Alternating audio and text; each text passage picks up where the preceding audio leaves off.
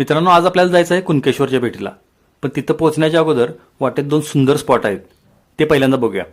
कारण ठरवलेल्या ठिकाणाला तर पोहोचायचं आहेच, पण कसं प्रवासाची मजा घेत. तर कुणकेश्वरच्या अलीकडे 6 किलोमीटरवरती तारामुंबरी खाडीवरचा पूल आहे. इथं थोडा वेळ थांबायचं, कारण एका बाजूला खाडीकाठ आणि दुसऱ्या बाजूला मावळतीचा सूर्य दोन्ही आपल्यातून दिसतात.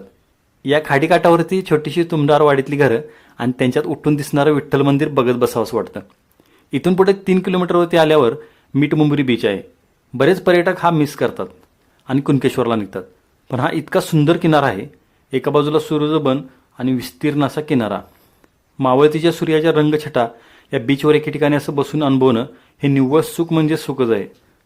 चला, एकदाच्या कुणकेश्वरमध्ये येऊन आपण पोचलोय. सुरुवातीची ही कमान आणि आतली चिऱ्याची दुसरी कमान पार केली की मंदिराजवळ येऊन पोचतो. छत्रपती शिवरायांनी जीर्णोद्धार केलेले हे मंदिर दक्षिण कोकणची काशी म्हणून ओळखलं जातं. निसर्ग आणि अध्यात्म या दोन्हींचा आनंद इथं आपल्याला घेता येतो.